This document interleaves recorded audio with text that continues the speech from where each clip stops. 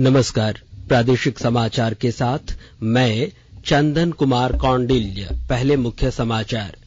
प्रधानमंत्री नरेंद्र मोदी ने धनतेरस के अवसर पर गरीबों को नए आवास की दी सौगात। 4.5 लाख लाभुकों को गृह प्रवेश कराया गया।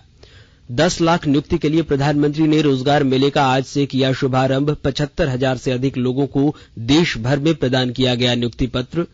पलामू जिले के सतबरवा के जंगल में मिनी आर्म्स फैक्ट्री का पुलिस ने किया उद्भेदन। 6 अपराधियों को पुलिस ने किया गिरफ्तार। और धनतेरस के मौके पर राज्य के बाजारों में दिख रही है रौनक। खरीदारी के लिए दुकानों पर लोगों की लग रही है भीड़। और अब समाचार विस्तार से।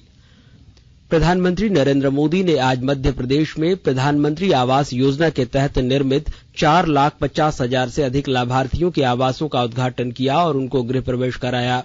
प्रधानमंत्री ने कहा कि इन सभी घरों में बिजली, पानी का कनेक्शन, शौचालय और गैस कनेक्शन जैसी सभी सुविधाएं मौजूद हैं और यह लाभार्थियों को उनके सपनों को पूरा करने की ताकत देगा। उन्होंने कहा कि प्रधानमंत्री आवास योजना देश में सामाजिक आर्थिक बदलाव लाने का प्रमुख माध्यम बन गई है। एक समय था जब धनतेरस के मौके पर सिर्फ वही लोग गाड़ी और घर जैसी बड़ी और महंगी संपत्ति खरीदते थे जिनके पास संसाधन और पैसे होते थे, लेकिन आज के दिन देश का गरीब भी धनतेरस के दिन गृह प्रवेश कर रहा है। उन्होंने कहा कि यह हमारी सरकार का सौभाग्य है कि पिछले 8 सालों के दौरान प्रधानमंत्री आवास योजना के अंतर्गत लगभग 3.5 करोड़ परिवारों को उनके घरों का सबसे बड़ा सपना पूरा किया गया है। हमारी सरकार गरीबों के प्रति समर्पित है। सरकार गरीब की इच्छा, उसके मन और जरूरतों को सबसे ज्यादा समझती है और उनके प्रति लगातार काम कर रही है। वहीं प्रधानमंत्री ने आज 10 लाख कर्मियों की नियुक्ति के लिए रोजगार मेले का शुभारंभ किया। इस अवसर पर पहले चरण में केंद्र सरकार के विभिन्न पदों के लिए 75,000 से अधिक नवनियुक्त कर्मियों को नियुक्ति पत्र सौंपे गए। प्रधानमंत्री ने वीडियो कॉन्फ्रेंस के माध्यम से नवनियुक्त कर्मियों को संबोधित करते हुए कहा कि युवाओं को रोजगार के अवसर प्रदान करने की दिशा में यह एक महत्वपूर्ण कदम है। उन्होंने कहा कि पिछले 8 वर्षों में सरकार ने रोजगार और स्वरोजगार के अवसर प्रदान करने के लिए कई कदम उठाए हैं। उन्होंने इस बात पर जोर दिया कि विकसित राष्ट्र बनने का लक्ष्य सभी के योगदान से हासिल किया जा सकता है।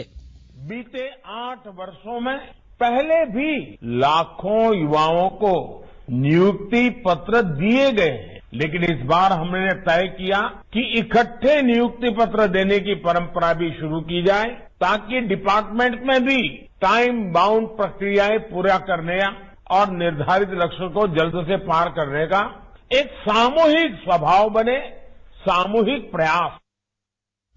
वहीं इस मौके पर कार्मिक, लोक शिकायत, पेंशन राज्य मंत्री डॉक्टर जितेंद्र सिंह ने कहा कि यह ऐतिहासिक दिन है। उन्होंने कहा कि प्रधानमंत्री के नेतृत्व में युवाओं के कल्याण और उन्हें विभिन्न क्षेत्रों में रोजगार के अवसर उपलब्ध कराने के लिए कई फैसले किए गए हैं। सभी मंत्रालय और विभाग विशेष अभियान के तहत स्वीकृत रिक्त पदों को भरने की दिशा में काम कर रहे हैं। ये भर्तियां केंद्र सरकार के 38 मंत्रालयों और विभागों में की जा रही हैं। इधर जनजातीय मामलों के केंद्रीय मंत्री अर्जुन मुंडा ने रोजगार मेले के शुभारंभ के मौके पर रांची के सीसीएल के दरभंगा हाउस में आयोजित कार्यक्रम में 262 कर्मियों को नियुक्ति पत्र दिया, जिसमें सबसे अधिक रेलवे के कर्मियों को नियुक्ति पत्र दिया गया। रेलवे के 133, डाक विभाग के 50 और बैंकों के 32 कर्मियों को नियुक्ति पत्र मिला। इस मौके पर केंद्रीय मंत्री अर्जुन मुंडा ने कहा है कि प्रधानमंत्री के इस पहल से युवा आत्मनिर्भर और स्वावलंबी बनेंगे। अमृत काल का संकल्प लेकर आगामी 25 वर्षों तक भारत को श्रेष्ठ भारत बनाने का अभियान लेकर आज नियुक्ति अभियान यानी प्रत्येक महीने 75,000 लोगों को यानी पूरे 10 लाख नियुक्तियां बांटी जाएगी।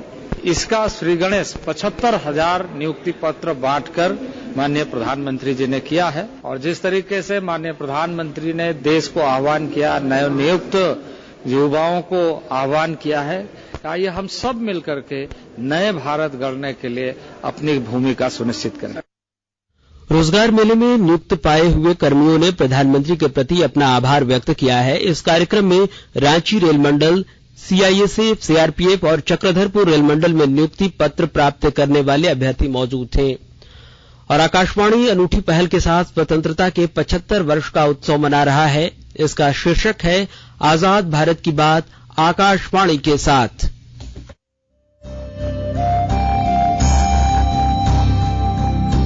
आजाद भारत की बात आकाशवाणी के साथ।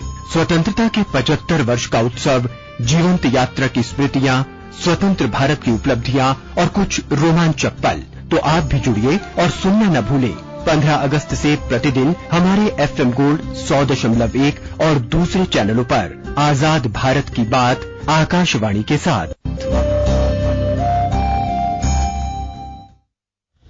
आकाशवाणी के ताजा तरीन समाचारों के लिए आप हमारी वेबसाइट newsonair.com पर लॉग ऑन कर सकते हैं। ताजा समाचार Twitter handle @AIR news alerts और Facebook page All India Radio news पर भी उपलब्ध है। आप प्रादेशिक समाचार एकांश के ट्विटर हैंडल @AIR news_रांची और फेसबुक पेज, इंस्टाग्राम पेज और YouTube channel AIR news Ranchi पर भी हमारे बुलेटिन सुन सकते हैं। प्रादेशिक समाचार आप आकाशवाणी रांची से सुन रहे हैं और अब पेश है कोरोना से बचाव के कुछ संदेश। कोविड-19 से बचाव और सुरक्षित रहने के 3 उपाय। मास्क लगाएं, 2 गज दूरी है जरूरी, सुरक्षित दूरी रखें, हाथ और मुंह साफ रखें।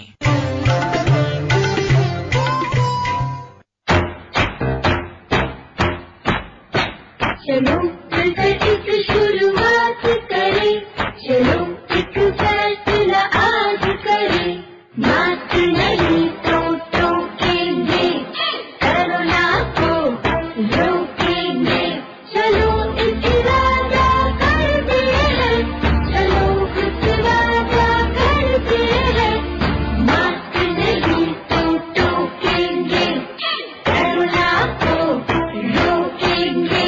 भारत सरकार द्वारा जनहित में जारी। प्रादेशिक समाचार में आपका फिर स्वागत है। अवैध हथियारों के निर्माण और खरीद बिक्री पर नियंत्रण को लेकर चलाए जा रहे अभियान में पलामू पुलिस को बड़ी सफलता हाथ लगी है। सतबरवा थाना क्षेत्र के बीहड़ रबदा इलाके से मिनी आर्म्स फैक्ट्री पकड़ी गई है।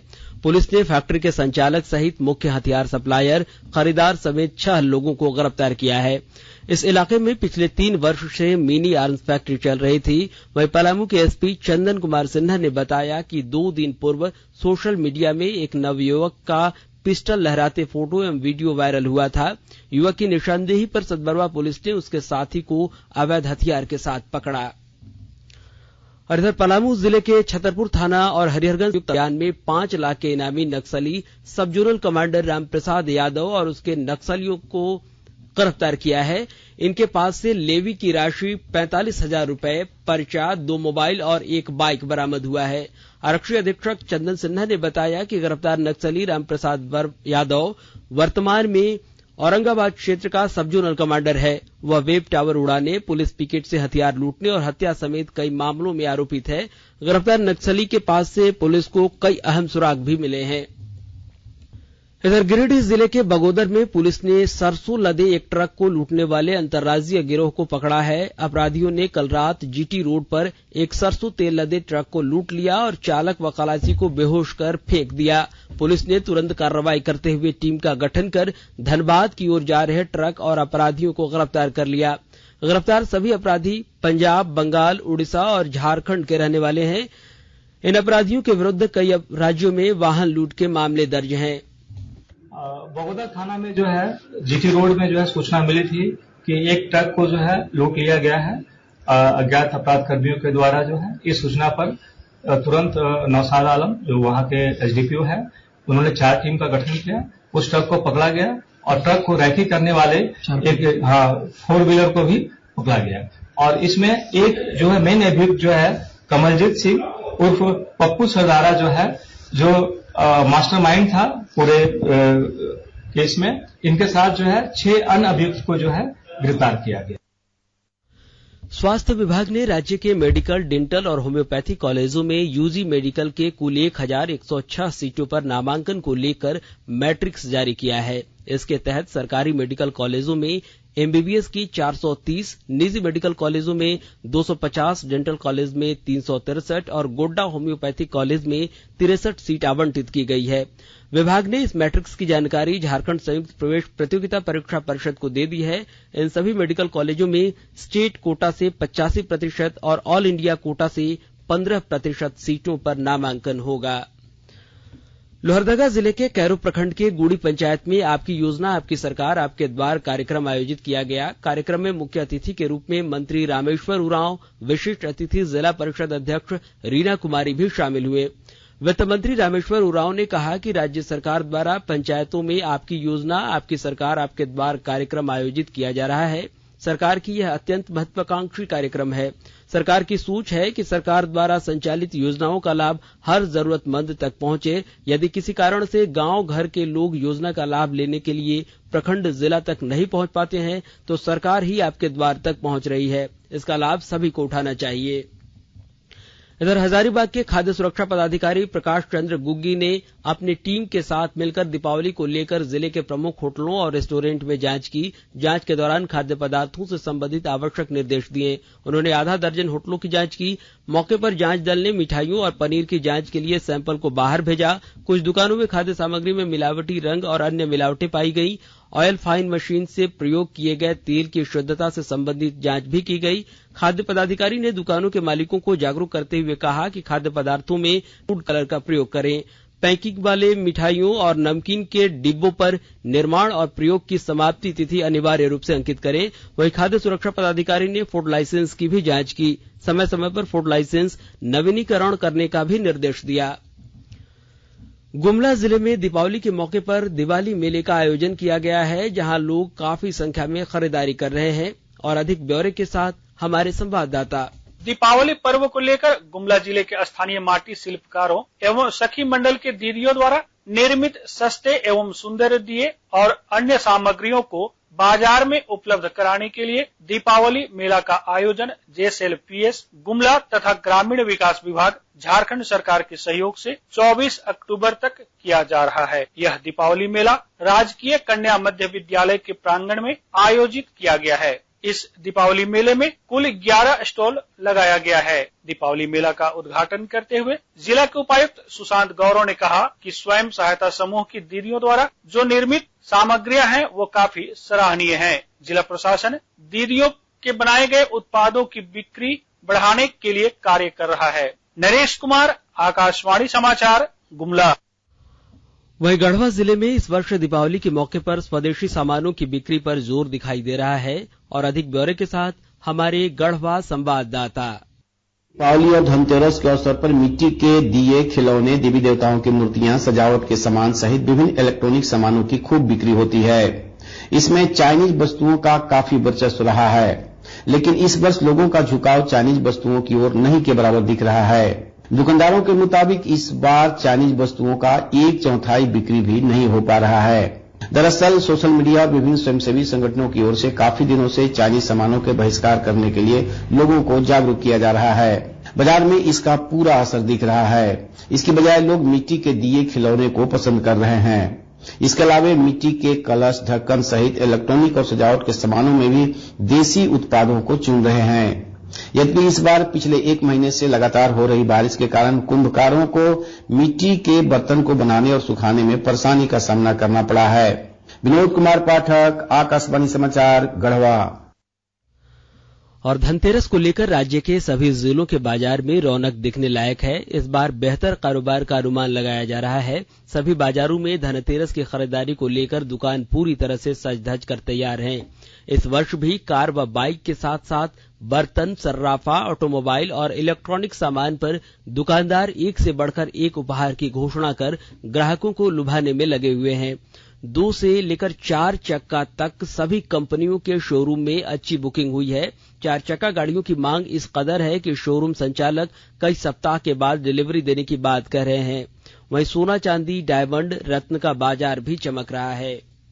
और अंत में मुख्य समाचार एक बार फिर।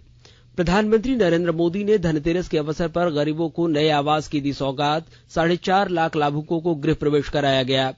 10 लाख नियुक्ति के लिए प्रधानमंत्री ने रोजगार मेले का आज से किया शुभारंभ। 75,000 से अधिक लोगों को देश भर में प्रदान किया गया नियुक्ति पत्र। पलामू जिले के सतबरवा के जंगल में मिनी आर्म्स फैक्ट्री का पुलिस ने किया उद्भेदन। 6 अपराधियों को पुलिस ने किया गिरफ्तार।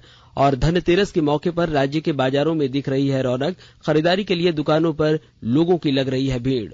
और इसके साथ ही आकाशवाणी रांची से प्रादेशिक समाचार का यह बुलेटिन समाप्त हुआ। नमस्कार।